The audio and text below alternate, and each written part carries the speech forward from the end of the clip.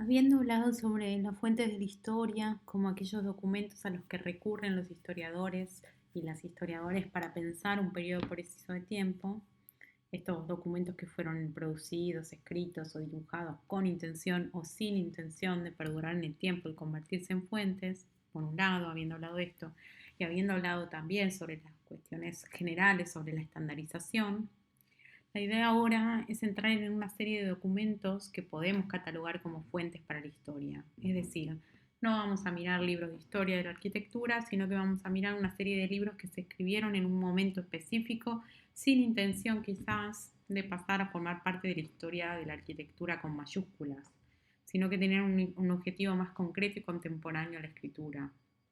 Objetivo que puede ir desde cuestiones económico-políticas de mejorar y agilizar el diseño para la producción masiva o fueron escritos con el objetivo de imponer nuevas formas de medir o de construir o de armar un manual de diseño. Ya lo vamos a ir viendo. En esta sección, la cuarta en particular, hay tres libros, tres fuentes que vamos a trabajar, que son El arte de proyectar en arquitectura de Neuffer, el módulo 1 de Le Corbusier y Las dimensiones humanas en espacios interiores, estándares antropométricos de Panero y Selnick. En la presentación vamos a hablar más que nada del Neuffer y a los otros dos los vamos a introducir brevemente, pero tienen los tres libros disponibles para descargar y mirarlos. No tienen que leerlos a los tres, a todos, toda su extensión, son muy largos, pero sí está bueno que lean la introducción de los tres, miren el índice y los recorran un poco. Además les van a interesar. Los dibujos de los tres libros son muy lindos, la información que tienen es interesante y además les puede resultar efectivamente útiles en los tres como manuales para reflexionar ustedes sobre las dimensiones cuando diseñan, porque en algunos casos pierden vigencia, pero no tanto, que en varios casos van a ver que no tanto. Arranquemos entonces, vamos a detenernos bastante en el Neuffer, en el arte de proyectar en arquitectura. El título largo aparece ahí, Fundamentos, normas y prescripciones sobre construcción, instalaciones, distribución y programas de necesidades, dimensiones de edificios, locales y utensilios. Arranquemos entonces por la biografía de este autor. Neuffer, Ernst Neuffer nació en Alemania en el año 1900. Trabajó como aprendiz de albañil, estudió en una escuela de construcción y después en la Bauhaus, apenas había inaugurado. Durante la República de Weimar dirigió específicamente desde 1926 el área de construcción en la Universidad Técnica Estatal de Arquitectura e Ingeniería Civil, una escuela asociada con el trabajo manual e industrial. Ahí dictó la materia diseño rápido, que nos podemos imaginar ya que se relaciona de alguna manera con la estandarización. Trabajó también en el estudio de Gropius y fue uno de los pocos arquitectos relacionados con la Bauhaus que se quedó en Alemania con el ascenso del régimen nazi. De hecho, trabajó con Albert Speer, el inspector general de la construcción, estudiando y categorizando la edificación residencial en Berlín y armando algunas propuestas de racionalización y estandarización para el gobierno. Son estándares que después fueron utilizados efectivamente en la construcción de obra pública durante el nazismo, pero sobre todo posteriormente.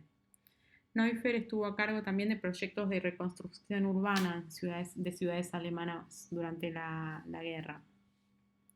Él, lo voy a aclarar, nunca fue juzgado como colaborador porque no se conoce que haya tenido afiliación al partido ni involucramiento en construcciones y maquinarias de guerra o exterminio desarrolladas muy fuertemente por el nazismo. De hecho, al terminar la guerra, él siguió viviendo ahí y volvió a retomar su carrera docente. Continuó muchos años y su libro y sus publicaciones siguieron teniendo vigencia y la tienen hasta el día de hoy. Bueno, el libro, El arte de proyectar arquitectura, es algo que lo hizo muy conocido y también fue conocido porque participó en el desarrollo de las normas DIN, las normas de estandarización impulsadas por el gobierno por el Estado, que ya estaban vigentes en Alemania desde el año 1922. Las normas DIN son como el equivalente alemán entonces de las normas IRAM nuestras, las que tenemos acá. Son una serie de normativas que fijan calidades y dimensiones de objetos industriales. Regulan, por ejemplo, el tamaño de los tornillos. Este tipo de normativas interesaba especialmente en este periodo a las escuelas de construcción y a la Bauhaus, nos podemos imaginar, porque eran escuelas que estaban apuntando a desarrollar diseños que pudieran fabricarse en escala industrial. Y en este sentido, este tipo de normativas ayudaba como a homogenizar algo de la producción. Dentro de las normas DIN, la que más conocemos es la referente al papel, creo que es la que nos suena a todos. La base de esta normativa es que la hoja A0 tiene 1 metro cuadrado de superficie y ahí se van planteando reducciones a partir de una proporción fija que es 1 sobre raíz de 2. Como hablábamos antes acerca de los objetos de la estandarización, en general, usar hojas DIN sirve, por ejemplo, para ahorrar el tiempo de producción, no produce desperdicios de papel porque como puede ir subdividiendo y armando como diferentes propuestas de como carpetas, blogs, etcétera, como se ve ahí, y estandariza también el transporte. Y de hecho una particularidad del libro de Neufeld, no sé si alguna vez lo vieron en papel, lo tuvieron, es que fue diseñado para imprimirse en A4, aprovechando al máximo el papel. Volviendo al libro, antes quiero aclarar que todas las imágenes que estamos viendo, también las del papel de la diapositiva anterior, están tomadas del libro de Neufeld. Ahora sí, volviendo al libro, en la introducción del libro aparece un subtítulo, El hombre como unidad de medida. Y en la introducción nos dice que el orden que siguen los diferentes temas abordados en el manual se ajusta al curso natural del proceso de construcción. Y dice también que, sigo citando, por lo general los temas afines se encuentran uno a continuación de otro, a no ser que otros vínculos más importantes exijan separarlos. Esta organización se hace evidente en el índice analítico, les recomiendo que vayan a mirarlo con atención, el índice analítico del libro. Sobre el libro en sí, la primera publicación fue en el año 1936 y ya ahí fue un éxito en ventas. Tuvo muchísimas reediciones a lo largo de los años, se tradujo a muchos idiomas y se fue modificando. Edición a edición se iban redibujando ciertas cosas, agregando otras, actualizando medidas, etc. Y es una especie de manual lleno de datos útiles. Es una codificación reglada del mundo, podríamos decir. Regula también actividades, animales. Tiene un lenguaje muy didáctico y hoy creo que sigue funcionando también como un manual de diseño. Al menos a mí, que cuando cursé la carrera hace varios años, me lo recomendaban mis profesores de diseño. Ahí vemos algunas páginas del libro. El libro en sí mismo no tiene una estructura muy tradicional, es posible hojearlo, no es que hay texto una línea abajo de la otra, sino que hay un diseño específico por bloques de texto dentro de la página. Ahí vemos algunos ejemplos. Se usan muchas abreviaciones, hay diferentes tamaños de letra. Es monocromático, tiene una serie de particularidades que lo hacen muy atractivo. El éxito del mundial del libro habla también de una vocación universal de sus contenidos. Las actividades y las arquitecturas que aparecen no tienen ningún tipo de referenciación geográfica y esto le permite construirse como abstracciones para aplicar en cualquier diseño y en cualquier lugar. Aparecen medidas mínimas de los espacios, alturas de muebles, diagramas organizativos de plantas de escuelas, fábricas, cines, etc. Y también en el libro habla de calefacción, de iluminación, de baños, de artefactos de cocina y dibuja sobre todo muchos cuerpos haciendo cosas. Cuerpos comiendo, agarrando libros, bañándose, caminando, esperando, ahí, haciendo colas. Y como un desliz, para ir yéndonos un poquito por fuera del libro, Neufeld, este personaje, además de este libro, desarrolló también un sistema, el Octametric, que es un sistema de medición y constructivo. Las imágenes que aparecen en esta diapositiva y en las próximas ya no son del libro, sino que esta es una publicidad de época. La próxima aparecen algunas capturas de una página web de Alemania. Bueno, volviendo, el Octametric, al igual que las normas DIN para papel, es un sistema de medidas que se basa en el sistema métrico como punto de referencia. Neuffer lo desarrolló y lo que proponía es armar una medida de ladrillo base estandarizada en 12,5 centímetros y sus derivados, de manera que 8 ladrillos sumen 1 metro. El sistema fue efectivamente desarrollado en la década del 40 durante la Segunda Guerra Mundial y fue finalmente adoptado en Alemania en los años 50 bajo la norma DIN 4172, que se llama Coordinación Dimensional en la Construcción de Edificios. Hay algo en esta pretendida universalización de las medidas que tiene mucho sentido al pensar en la vocación imperialista del Tercer Reich, del imperialismo del nazismo, que pretendían no solo reconstruir ciudades alemanas destruidas por la guerra, sino también construir en otras locaciones, otras latitudes, con mano de obra barata o esclava que hablaba otros idiomas, que generalmente no tenía ningún tipo de saber técnico asociado a la construcción. Y en este sentido, este tipo de sistemas que estandarizaran hacía que la construcción con mano de obra no especializada y que no entendiese fuera más sencilla. Iban a ser más fáciles las indicaciones, iba a mejorar la previsibilidad y iba a aumentar la productividad. La propuesta es que este sistema Octametric pudiera extrapolar estas medidas para el diseño de las viviendas en general, del mobiliario, de ventanas, de puertas, etc.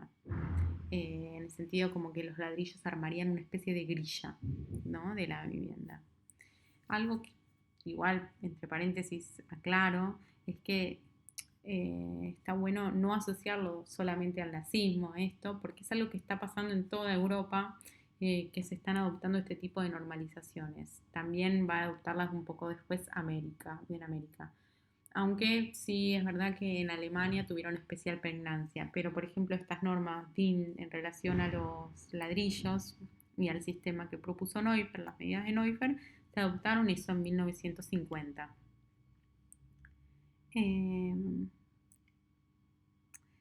Mirando un poco esto y volviendo a la idea que aparece en la introducción del libro de Neuffer, que habla de este hombre como la medida de todas las cosas, esto empieza como a relativizarse, porque el Octametric pareciera que al final el hombre tiene que encajar en un sistema de construcción grillado y regulado, ¿no?, por medidas externas a él, como es un ladrillo de 12,5 centímetros. Sobre las propuestas de Neuffer, hay un artículo que voy a ponerlo también, que también lamentablemente está en inglés, pero se los cuento igual. Lo dejo solo por si a alguno le interesa específicamente esto y tiene ganas de leerlo. Hay un artículo de Sofía Lemos en una publicación que es de Funambulist, en donde ella hace una lectura eminentemente política de la aparición del libro, al trazar una genealogía que va desde los tratados de medicina del siglo XIX y las ideas que se desarrollaban en ese momento acerca de qué era lo normal y qué era lo anormal, trazando un arco que va entre los primeros manuales con las medidas corporales y la estandarización hasta la publicación del Neuffer, como un proceso creciente con la intención de construir un único cuerpo normado. Esa es como la mirada que ella hace. En esta lectura, el desarrollo de la arquitectura moderna vendría a ser un punto alto dentro de un proceso que estandarizó absolutamente todas las medidas de la vivienda. Su idea es que más que un interés por la estandarización, el diseño o la construcción acelerada, lo que Neuffer en algún sentido estaba buscando era la normalización de los cuerpos. Estaba pensando en cómo construir tecnologías o dispositivos, diría Foucault, que normalicen los cuerpos y que imaginen un mundo a partir de cuerpos promedio. Podríamos discutir esta posición pensando que en realidad la propuesta de Neuffer podría apuntar a socializar el conocimiento, la producción y el buen diseño. Son como interpretaciones. Aunque las de esta autora, las de Sofía Lemos, estas interpretaciones no está sola en ello. Hay muchos que sospechan de alguna manera de intenciones veladas u oscuras del Neuffer a raíz de la normalización del cuerpo, que queda muy asociada a una búsqueda eugenésica nazi. Es algo que podríamos pensar, esto de que bajo una capa de objetividad que aparece en el libro o que transmiten los manuales con sus medidas y su aproximación supuestamente científica, hay en realidad una vocación de racionalizar, homogenizar y formatear las formas de habitar. Esto no quiere decir que la estandarización esté intrínsecamente ligada a la guerra o a la eugenesia, sino que es posible leer algo de la pregnancia que tuvo este libro en esa clave, por su contexto de producción. Aunque al mismo tiempo, como decía, en muchos otros países del mundo se estaban desarrollando este tipo de propuestas de estandarización.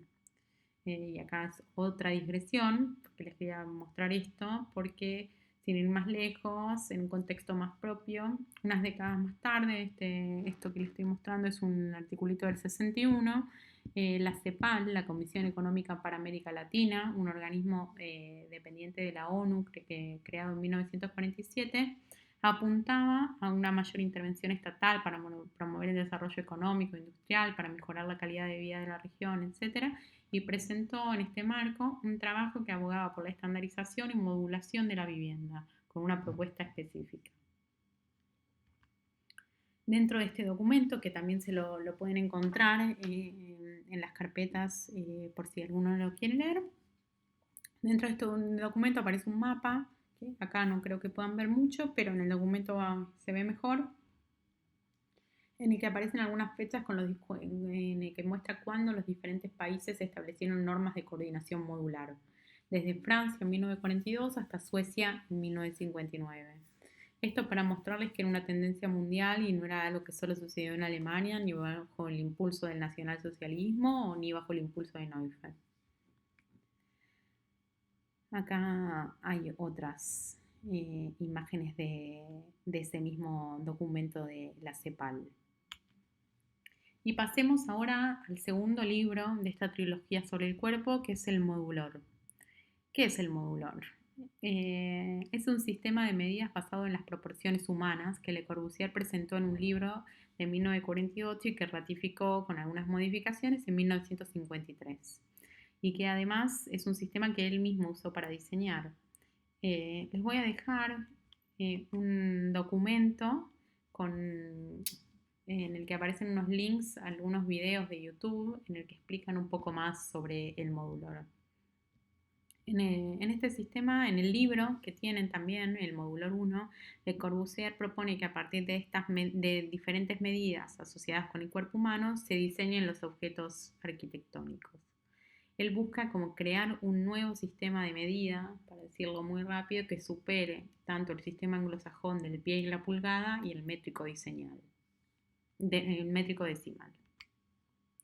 Plantea sistemas de proporción a partir de las medidas que se derivan del cuerpo humano. No me voy a extender mucho en esta propuesta, pero les dejo un archivo con los links para que lo vean, y acá algunas imágenes más que son extraídas de la página web de la Fundación Le Corbusier, son dibujos originales de Le Corbusier. Y el tercer libro de esta serie sobre el cuerpo, acá lo vemos la portada, se sabe bastante poco, no hay mucho escrito sobre el libro en sí mismo. Es un libro sí escrito por dos arquitectos y diseñadores de interiores, Panero y Selnick, y tienen un enfoque antropométrico. Trabajan efectivamente sobre las medidas del cuerpo humano y cómo estas medidas modifican las dimensiones del diseño. Hay una propuesta de adaptación de los espacios y los mobiliarios a la escala humana y a las medidas humanas. Acá les pongo algunas imágenes de unas páginas del texto que lo tienen todo en PDF para descargar y chusmear. Y pueden ver un poco la organización. Desarrolla una serie de estandarizaciones de medidas organizadas en tablas con máximos y con mínimos, personas en diferentes posiciones, según sexo, según la edad. Y aparecen, no sé, ángulos de visión, de rotación, aparecen espacios también de arquitectura y de trabajo en detalle, con medidas. Ahí vemos, por ejemplo, una peluquería o un espacio de venta de libros, pareciera. La primera edición se publicó en 1979 y hoy se continúa editando. Bueno, habiendo recorrido estos 3 libros publicados en diferentes momentos del siglo XX, los 3 relacionados con ideas de estandarización en relación a los cuerpos en el espacio, la idea es que ustedes puedan leerlos, recorrerlos y nos encontraremos a discutirlos para luego seguir con otra serie de libros. Los próximos 3 libros estarán agrupados bajo la idea de la casa. proponen cuestiones de estandarización y sistemas de diseño racional de la vivienda. Ya lo veremos.